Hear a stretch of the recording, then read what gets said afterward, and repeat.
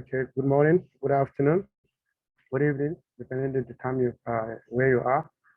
My name is Ismaila Ibrahim Edego, and with me today we have Victor Ahiaba, Leela, Khanal, Joyce, Muriithi, and Dr. Sikandar Ali Soomro.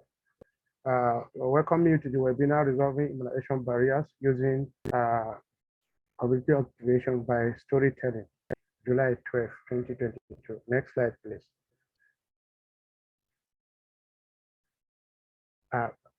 Before we get into the webinar proper, I want us to look at this following logistics. Please, while you are here, I will indulge you to please mute yourself when not speaking to limit background noise and feedback.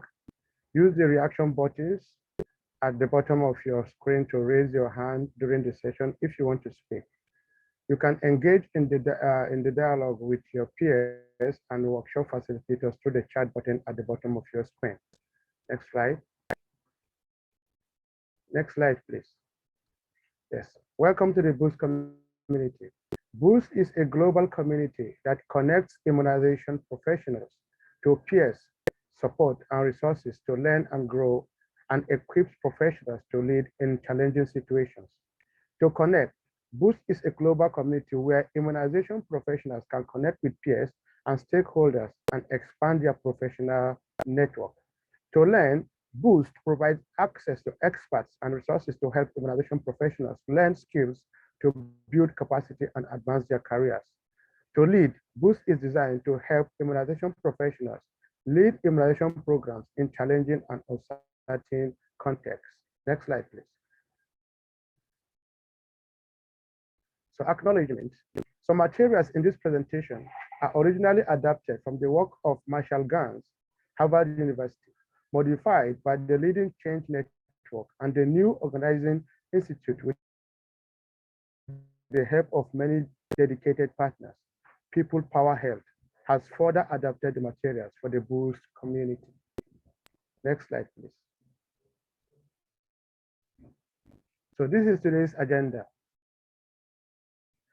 And with me, I'll be facilitating alongside Victor as a timekeeper.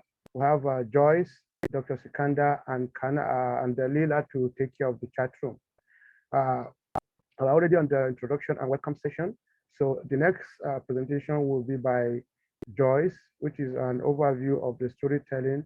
And then we'll move on to storytelling and insecurity by Ismaila. That is me. I'll be taking that particular presentation. And then storytelling for vaccine hesitant community, that will be taken by Dr. Sikandar. Then we'll have a session for question and answer, which everybody will participate in, including our guests, and I'll be moderating that particular session. And then at the end, we'll have a next step call to action by Victor, and then the Boost community. Next slide, please. Next slide, please. So Joy, over to you. Thank you. And out. Thank you very much. Good morning, good evening, from wherever you're joining from. My name is Joyce Muriithi, and today I'm going to speak to you about the effective public narrative or storytelling, sharing one's experiences and building relationships as powerful tools for enhancing immunization coverage and solving immunization obstacles among underserved, hard to reach, security compromised communities, as well as reaching zero dose with no one left behind. I'm going to give an overview of what storytelling is and why it's important for immunization. While I give an overview of storytelling, please think about what provides the motivation, the urge to act. How can storytelling activate emotions? Storytelling is grounded in the practice of social movement and activism. Storytelling offers prospects for immunization professionals to learn new skills, to appeal to public emotions, and bring out the intrinsic value of a people to ignite them to action that is relevant in their lives. Next slide, please. Understanding storytelling. To understand the relationship between values, emotions, and actions, we need to know that values inspire action through emotions that informs us of what we value. In this case, decisions to act are based on an emotional experience of our lives. The stories motivate people and institutions to support immunization activities by appealing to their values and emotions, leading to a behavior change. These decisions to act are based primarily on an emotional experience of our values. For example, someone telling you that's a rational decision. The decision may not be rational. The decision is welled up from within you if you feel your values are under threat, which compels you to act to protect your value.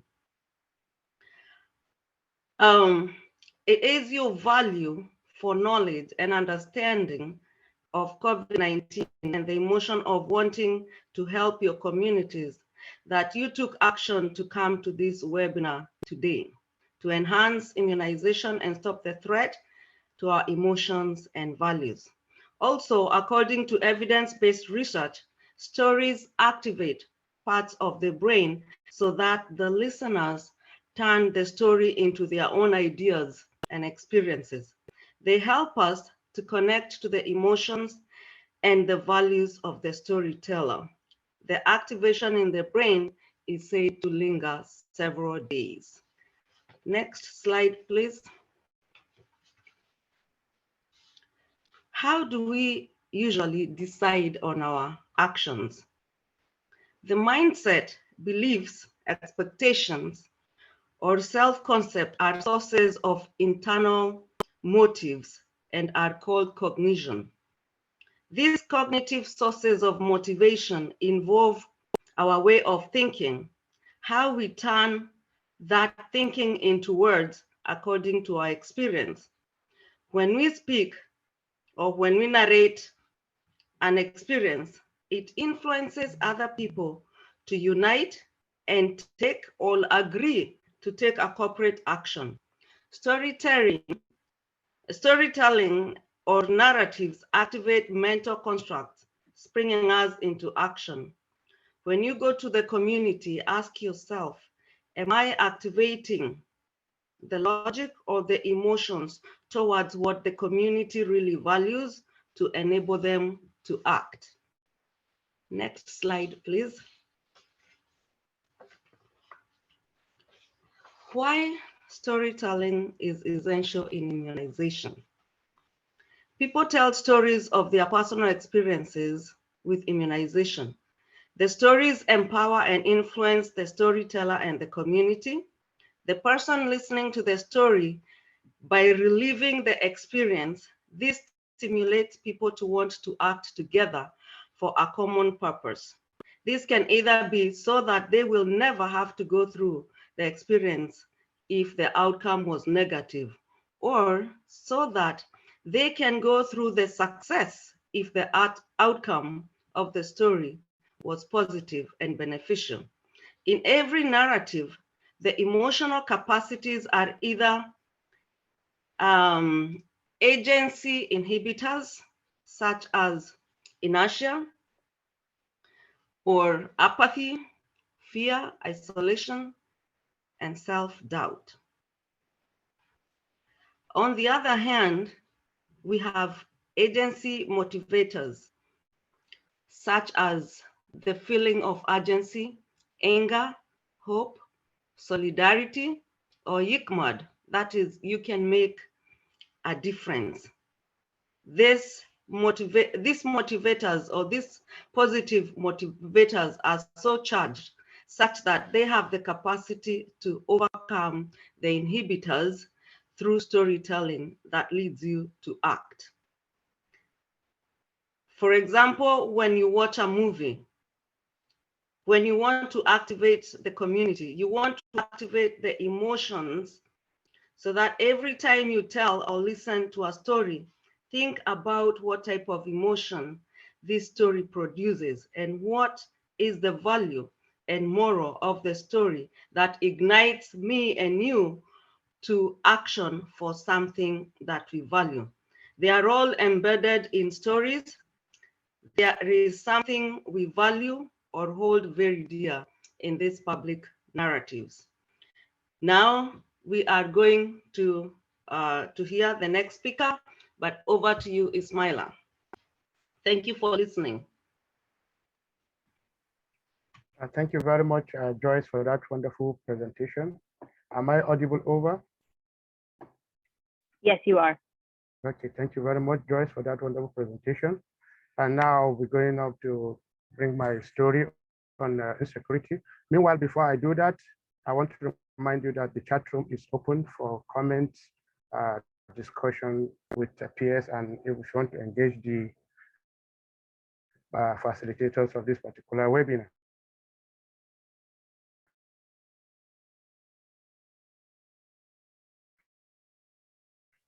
So, next slide. Hello, next slide, please. Yes.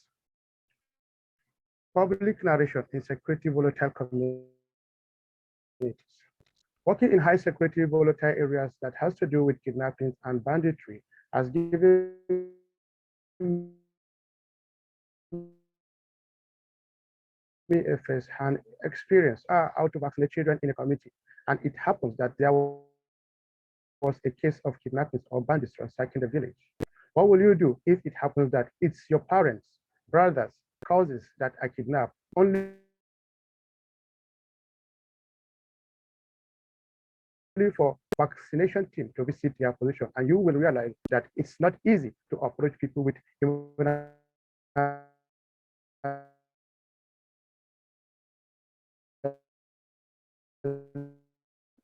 services, knowing because of the crippling diseases, for instance, has had on many children. And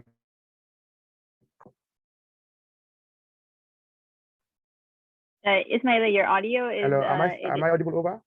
Your audio is breaking up a little bit, so I'm not sure. I mean, I of course want to see your video, but I don't know if turning the video off just while you're doing these slides might help with the bandwidth. But maybe you could go back a few sentences and rewind a little bit. Okay, am I audible now? Yes. Okay. Like I was saying, what will you do if it happens that it's your parents, brothers, cousins that are kidnapped only for vaccination team to visit you with their immunization services? Yes, that it's not easy to approach people with immunization services, knowing well they are bedeviled with insecurity. But because of the crippling effect of wild polio virus, WPV, and other vaccine preventable diseases, for instance, has had on many children and causing pains to many families, I have made it a duty upon myself to ensure that polio vaccines are delivered to children regardless of their location, creed, culture, religion, or security situation. Next slide, please. Next slide, yeah. Now, causes, strategies for reaching conflict-ridden communities. Most of these conflicts or insecurity emerge as a result of either political differences, perceived failure of governance, bandits, kidnapping, armed robbery, and so on. This suffice to say, we must identify the type of insecurity as it relates to our people. Hence, every community has a system that is running it. We must identify that system to conduct bottom-top inclusive approach during planning meetings. There are emerging leaders as a result of the unrest that may be used as opinion leaders. What I'm trying to say here is that despite the structure of leadership in communities, because of insecurity, there are leaders that have emerged that are taking course, which the people are now depending on the security situation in their villages. So these are the people giving the communities a new sense of hope, regardless of their looks or social standing in the society. Due to fear of acceptance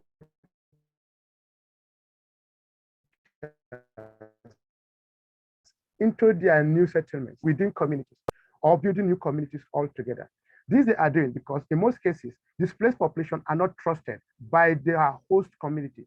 So by so doing, they tend to build new communities in communities or try to build all together. Next slide, please. How does storytelling help? Using the framework of public narration, that is storytelling of self, story of us, and the story of now, will connect the self and us, which will eventually lead to the action now. As field experts, we need to identify what is motivating the people to act differently. What are their inhibitors, their fear, hope, solidarity, and so on. All these and more needs to form part of the story in order to break their emotions. Many of these people have become vaccine hesitant. We need to identify that system, be empathetic to their ordeal, learn to tell your story, their story, and the action they can take to help alleviate their pain. Only then can they access the immunization services willingly.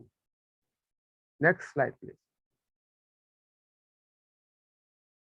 Now, look at the framework, story of self, us, and now.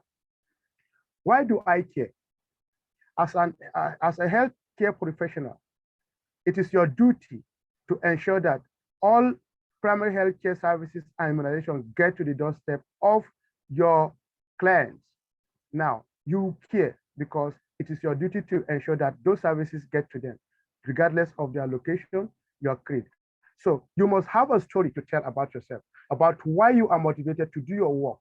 Sometimes carrying out your responsibility goes beyond just you are working for the pay, but there must be a motivating factor to make you do the work you do. That is why you are happy doing the work.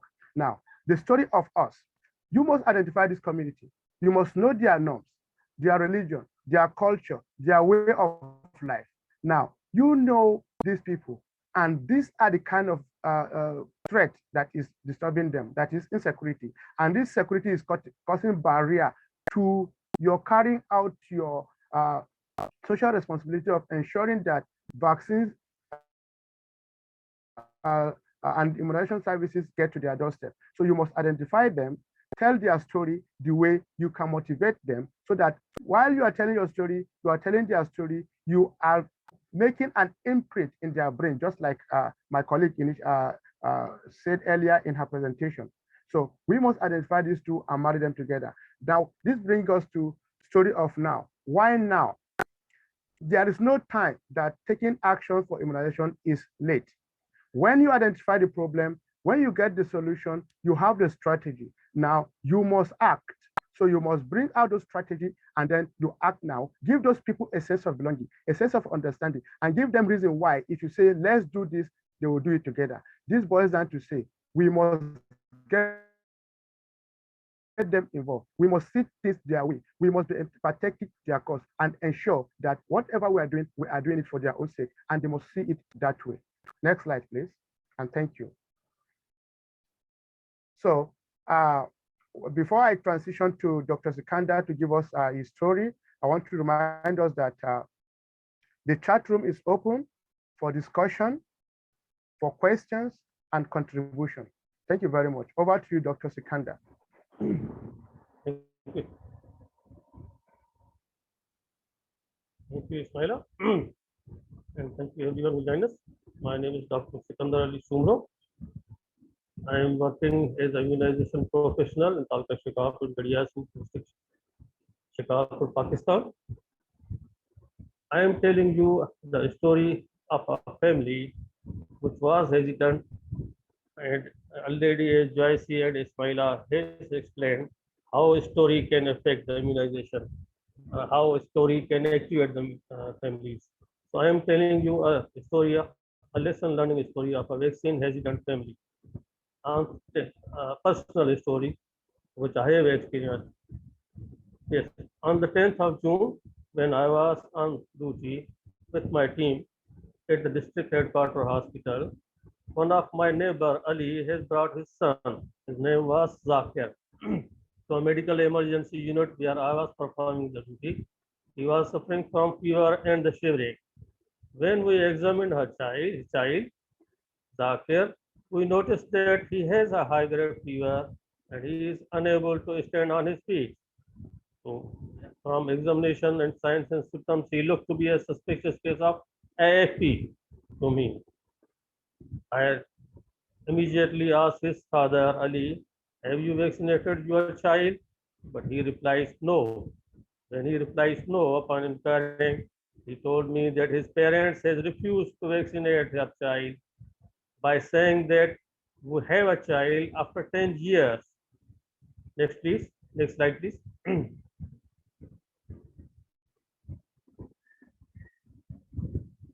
So he has a child after 10 years.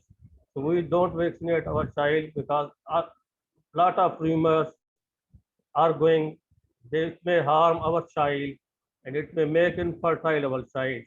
And since a lot of rumors are going on in our village, that's why we vaccination team has came twice to our village, but my grandparents has returned them back. They have refused to vaccinate his child.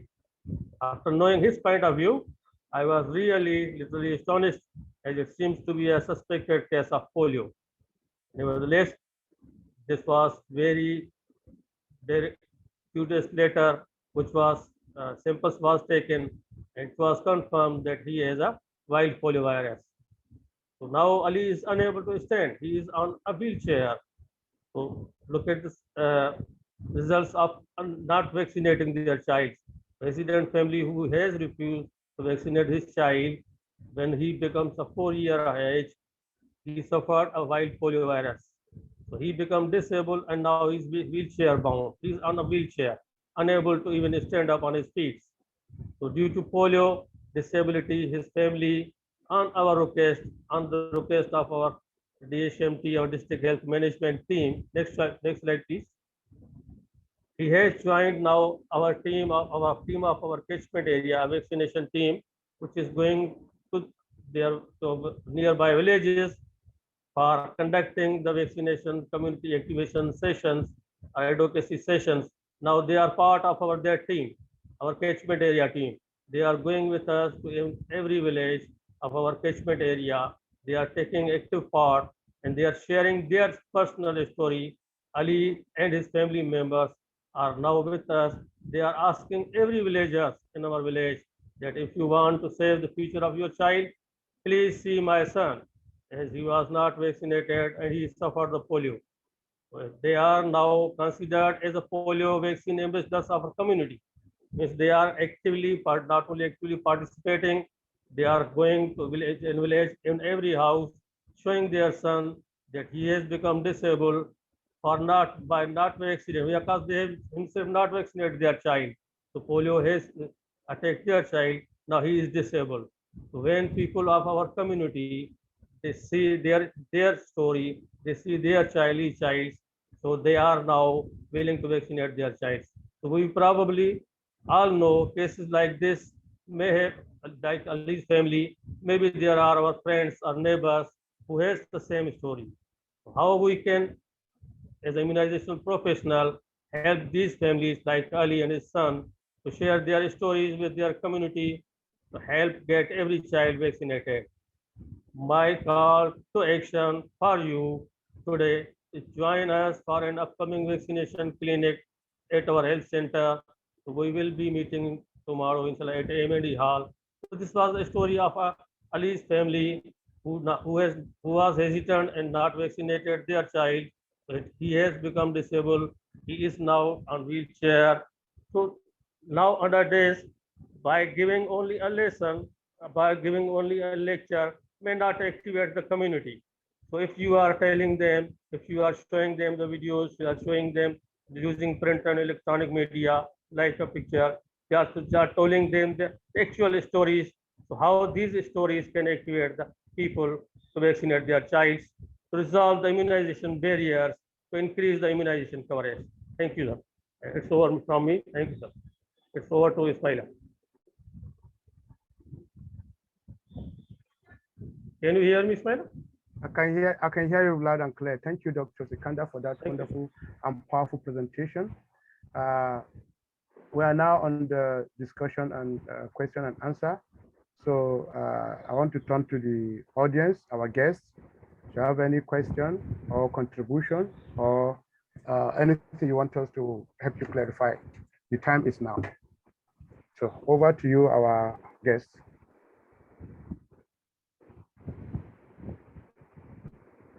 Hello. Hello. Am I audible enough? Yes.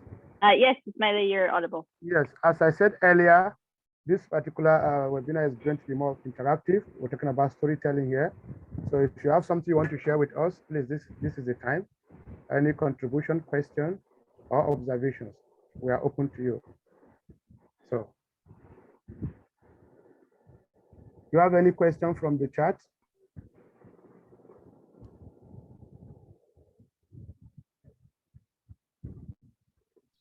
Maybe you can call someone in that you invited, Ismaila. Okay. So maybe let me call on Messi Barka. Are you with us, Messi?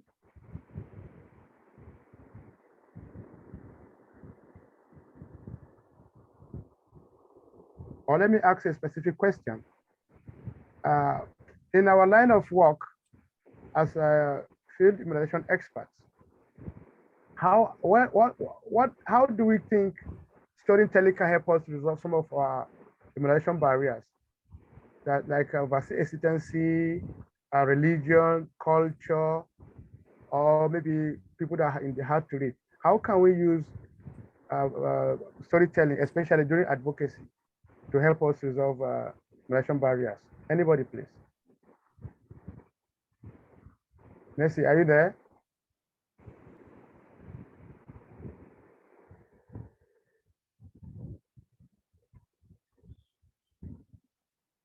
Nobody? Can I say what? Please go ahead, Mr. Emmanuel Musa. I want to really thank the group for pulling this, because you are the first present in this cohort, and it has not been an easy task to come through this way and to showcase what you have as a group, irrespective of even the time differences and others, to pull a webinar like this. So you've really done well based on your presentation, you, Joyce, and Mohammed Satandra, and others. Now, for the question, the storytelling touches the heart, and it touches the mind, it touches the soul. So in every situation you find yourself, when you pull out storytelling, it gives people attention. People try to be attentive to hear what the speaker has to say. So in every ramification, be it in immunization, be it in a health setting, you combine your communication skill with storytelling, and obviously whoever it is has to come to a still. Now, to answer your question, the moment you bring out the storytelling, it brings emotions. I'm sure that's what we've been taught. It brings emotion, and people try their best to act onto it. And then that emotion comes in. There's a story of yourself, story of us, and story of now. Now, emotions are being triggered, and the audience listen attentively based on what you have triggered. And then at the end, there's a call to action. So in all of the stories between the three speakers that are actually listened, I have seen it. And most especially, you brought in a core story of the northern part of our country, Nigeria here, where we have a serious issue of insecurities. So the moment you are bringing this kind of story, it reaches the heart of everyone. So you've done well, and to the group, you are really doing well. I want to thank the Boost team, Nina, Liz, and Jenna, and all others who are here. You are really doing well, and we are equally proud of you people. Thank you for giving the opportunity to speak. Thank you, Ismail. Thank you very much, Mr. Emmanuel Musa, for that comment and contribution. Thank you very much. So can we have another person to make his contribution or question? Yeah, thank you very much. This is John. Okay, John, please go ahead. So I think that's a very wonderful one, especially in times like this where many people are refusing vaccines, such as the COVID vaccine and all other vaccines. Storytelling is important because most of the time the story is told by people who are experienced, who have experienced certain things, and once their story comes out, it helps to shape the mindset of others who may have been thinking the same way. It also helps to actually project the impact of whatever story that you are telling. That is the real perspective of the issue that is being told as a story. Hence, it captures the attention of many people to listen. So we can use the storytelling as a tool to be able to get people who have issues with vaccines and do not understand how vaccines work to be able to, come on board so that we can be able to deal with issues that has to do with vaccine hesitancy. At where I work as well, we have so many people who would not allow their kids or themselves be vaccinated because they have been given wrong information, especially with this COVID vaccination that has come. The information that has followed the vaccine since its inception has made a lot of people to refuse taking the vaccine. And I'm sure that if we are able to get opportunity to tell stories of this nature, it will help people to understand why they need to take vaccines and the essence of vaccines so far since its inception. Thank you very much for this opportunity. Thank you very much, John, for that contribution. Just like Emmanuel, you both agree that storytelling captures attention and it brings emotion, and that is what will always imprint on the mind of the listeners. Thank you very much. Is there anybody with his hand up again? Can we hear somebody else? Questions, contributions? Hello? Hello? Brema, are you with us? Sunday Raphael, are you with us? Can you make your contribution, please?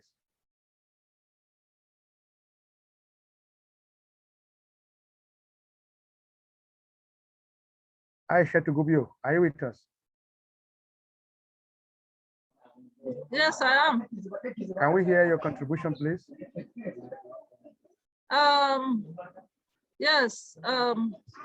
Well, storytelling is very good because when you hear from your peers, you'll be able to have ideas of experiences they've had on the field. And when you see such experience, when you experience such a thing like that, you will be able to use the situation in which they were in to solve your own problems.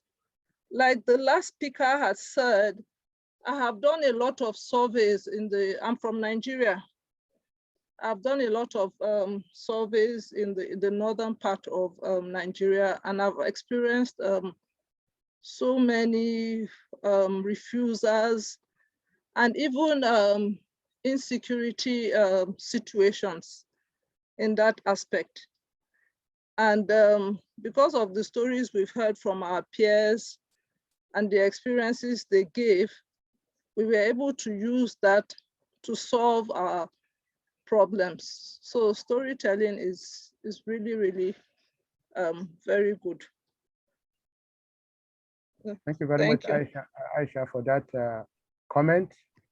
And then I want to turn to Ahmed Navid Nusrat. In the chat, you were making comment about the presentation by Dr. Sikandar. Can you say something, please? Navid Nusrat. Are you with us, Navid Nusrat? Hello? Okay. Bianca Chifwelu, are you with us? Can you make your contribution?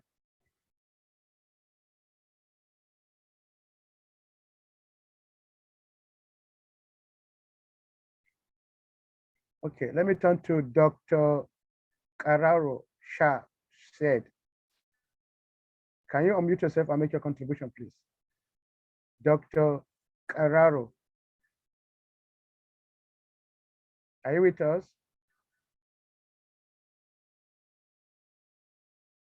Brema Egeya. Brema Egeya, can you unmute yourself and make your contribution, please?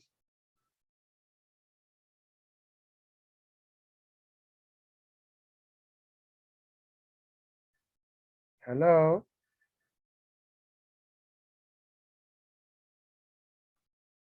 Please, I want to make this particular discussion as interactive as possible so that what you say here might be useful to many of us. And just like Aisha said, storytelling sometimes leads to peer learning. As peers here, what information or idea you bring on board might be useful to the next person out there. So please continue bringing your ideas or contribution.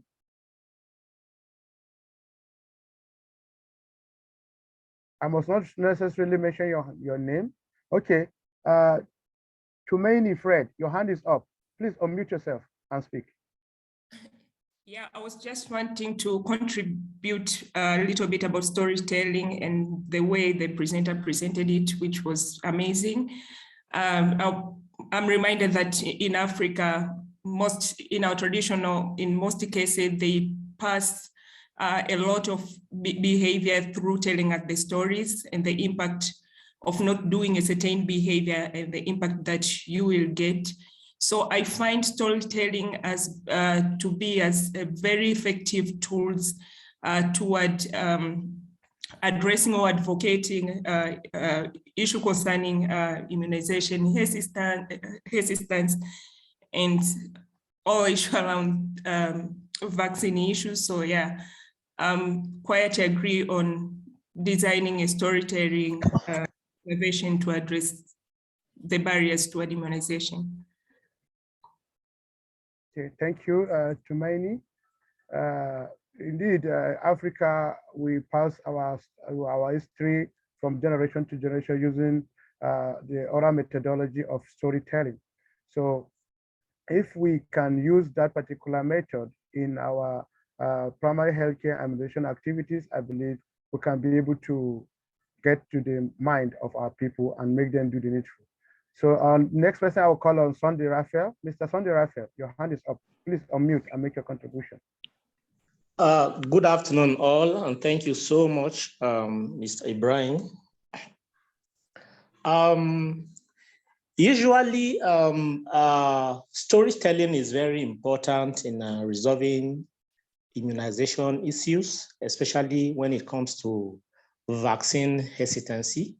You know, usually if you go to the locals or the rural communities, such cases of vaccine hesitancy is as a result of certain things they may not understand, either concerning the vaccine or concerning the way it's being administered, or based on rumors, or based on felt need, or based on perception. And really, these locals don't have an opportunity to ask questions or to air out reasons why they are actually hesitant concerning the vaccine.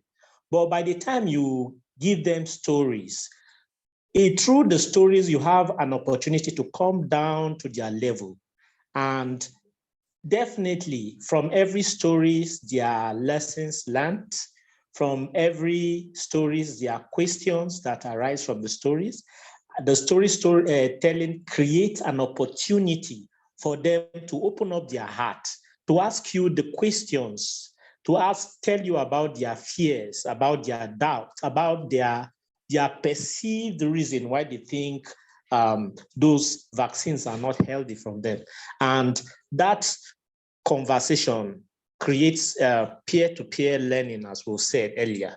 And it could go a long way in resolving vaccine hesitancy. And sometimes you will actually come to realize that their fears are legit because they don't have the knowledge of these vaccines. And you have an opportunity to address their fears, to answer their questions. In fact, during storytelling, is also an opportunity to have IEC materials. You can show them pictorial forms of if they don't take this vaccine, what could probably happen if they don't take this vaccine. And I believe storytelling it's very, very important, and it's a powerful tool in resolving vaccine hesitancy. Thank you so much, and over. Thank you very much, Mr. Sunday Raphael, for that contribution. And I hope we are, like we're talking about the storytelling, we are learning as peers too. Thank you very much. I want to go on now to Ganiat. Ganiat, please. I want you to unmute and make your own contribution. If you can hear me, Ganiat. Hello, Ganiat, are you with us? Please, you can raise up your hand and make your contribution, whether I've made sure your name or not. Okay, let me call on Joseph Ngugi. Joseph Ngugi, can you unmute yourself and make your contribution? Ask a question. Okay, let me see whose hand is up now. Hello. Okay, Gabriel. Is that Gabriel? Yeah. Please make your contribution. Joseph Ngugi. Yes.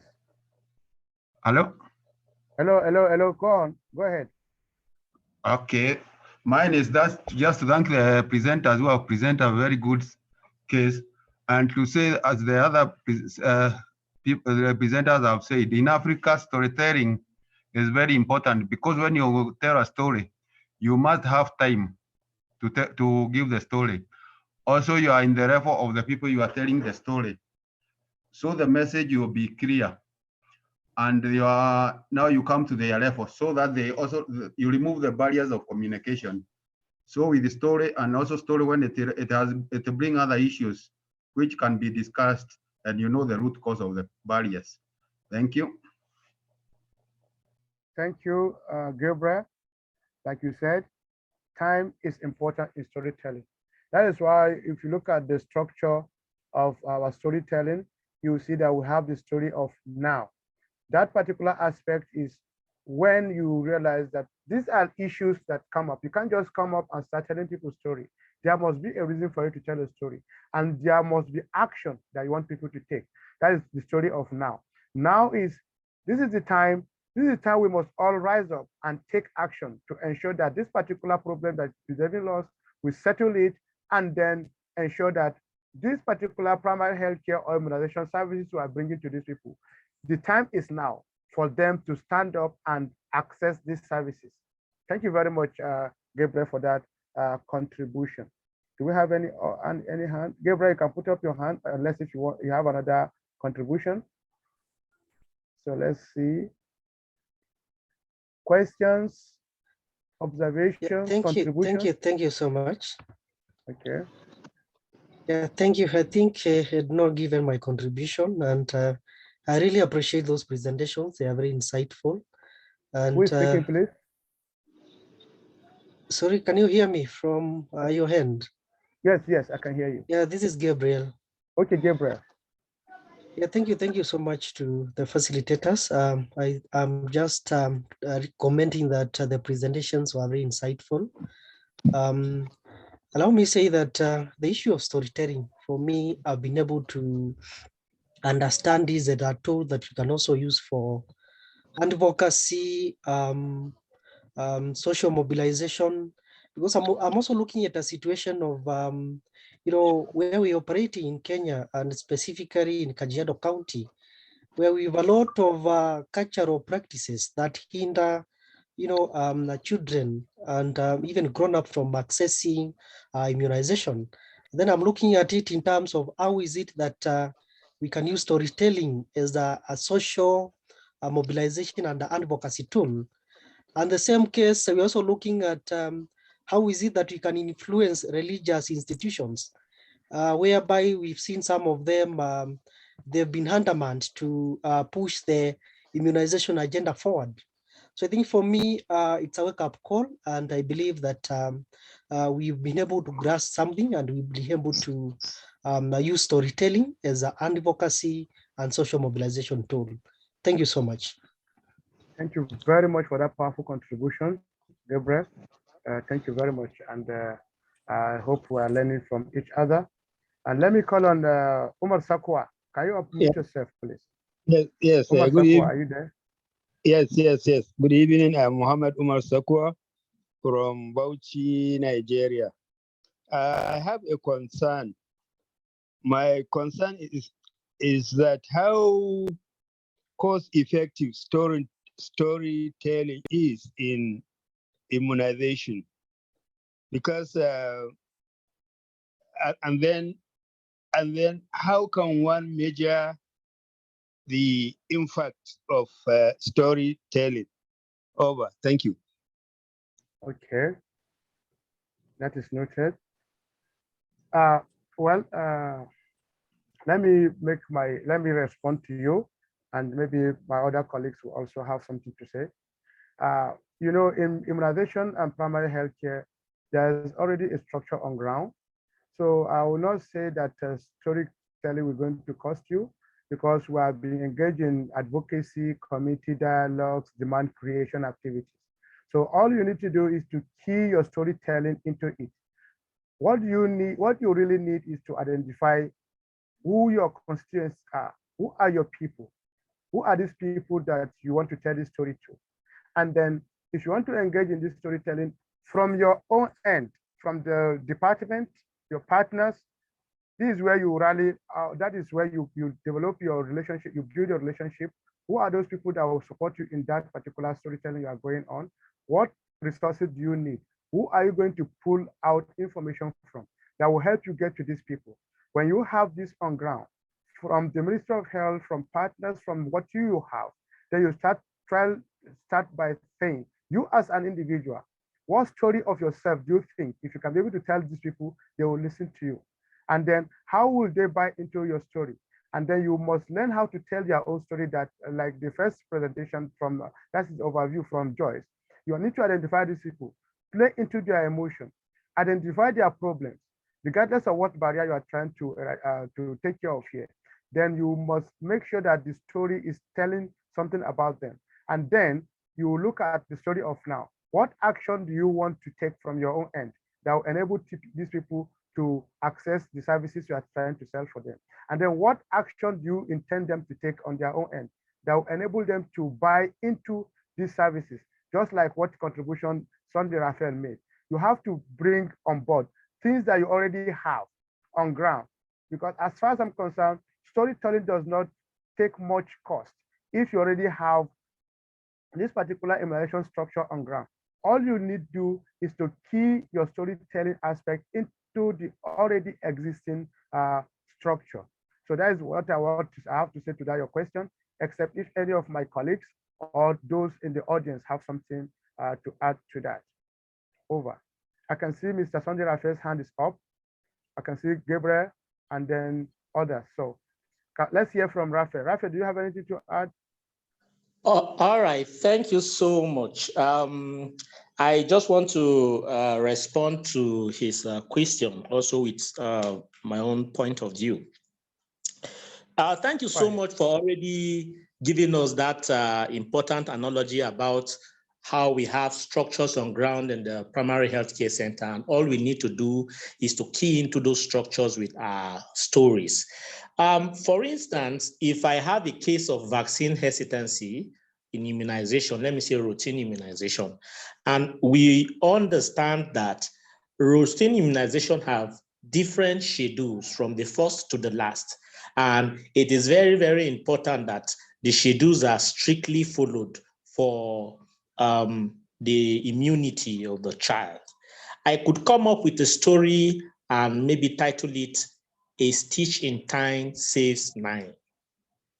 And at the end of the story, I would be lucky enough to be able to convince them that the earlier they take their children for routine immunization, the better for the child and the better for the mother, and also better for the larger society. If I succeed in doing that, my ability to resolve the vaccine hesitancy is what I will use to measure the impact of my storytelling. Thank you so much. Over. Thank you very much, Rafael, for that contribution. So let's hear from Narration Michael. Narration Michael, unmute, over to you. Yeah, thank you so much, Tim. And thank you so much, Tim. And may I join the rest of the speakers to encourage the part of success story. First, just to mention, it is a key factor when you need to inseminate or you need to give out a message. For instance, a success story helps to create a very good rapport, a very good relationship between the kids and the caregivers, the primary caregivers, and by doing that, any challenge that the kid may have, it could be easy for her or he or she to give to inform their parents.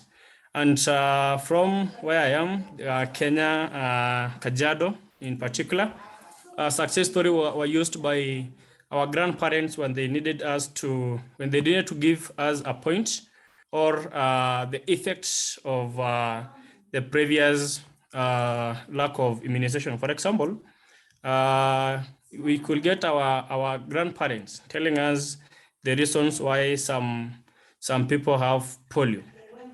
They were saying polio came as a result of this and this, and one lacked a vaccine, and it resulted them being a victim of polio. So I really appreciate the fact of storytelling, because by then you can give out the effects of the previous causes of such diseases. And by giving those examples, the young ones who are being told that stories will now require to be vaccinated, because they also don't wish to be the victim. So storytelling is good because it brings that a very key relationship between the audience and the speakers. Thank you so much.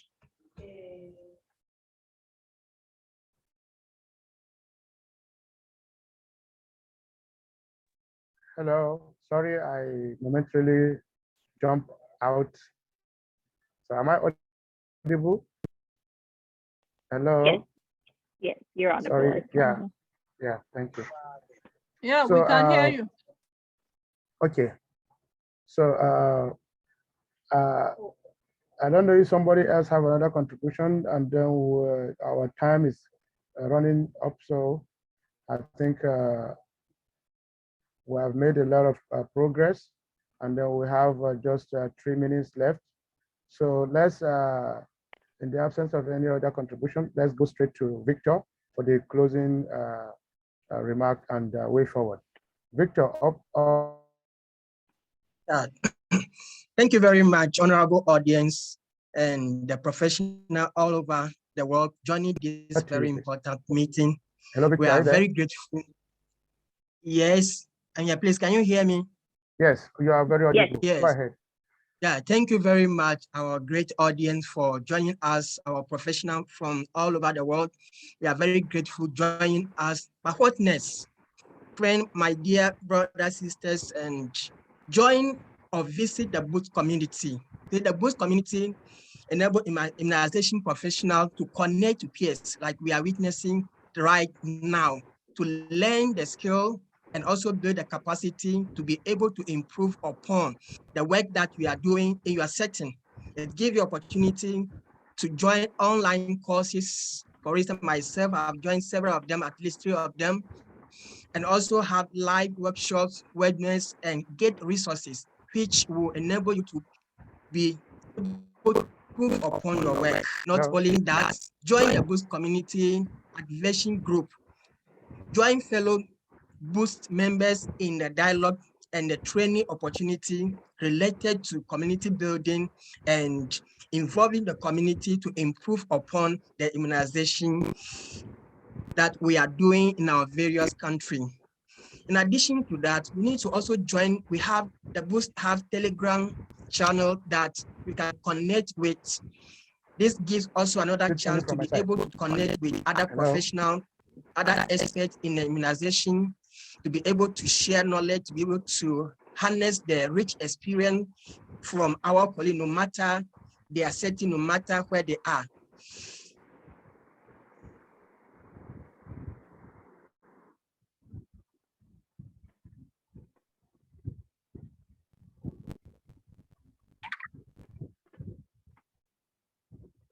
Hello, Victor, are you there? Hello? I think we may have just lost Victor. I think he was just about to finish with the take our the take our survey section. Hello? Nina, are you there?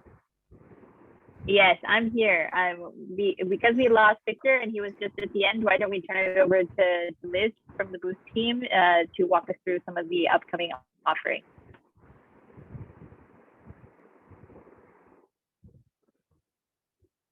Over to you. It's a wonderful presentation today. Hopefully just confirming that you can hear me. Are you hearing Victor? Yes, I can hear you, Liz. Okay. Next slide.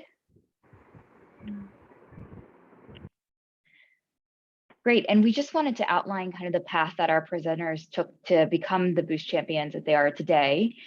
So on the left-hand side, you'll see some of our self-paced intro level courses on storytelling for change, which was described today. Hi, Victor. We're just wrapping up. Yes, I can hear you. Great, so I'm gonna just wrap up since we are a little bit over time. So on your screen, you'll see some of the courses that you can take to become a Boost champion. So on our left are self-paced courses on storytelling for change and discover your leadership moment, which describes some adaptive leadership techniques that you can apply to your work. Our Boosting Leadership to Activate Communities course, which will be offered this fall. So we definitely encourage you to keep a lookout for that course, which more information will be coming soon. And then last but not least, our Boost Community Fellowship, which involves our advanced training in community activation, which all of our presenters today have gone through.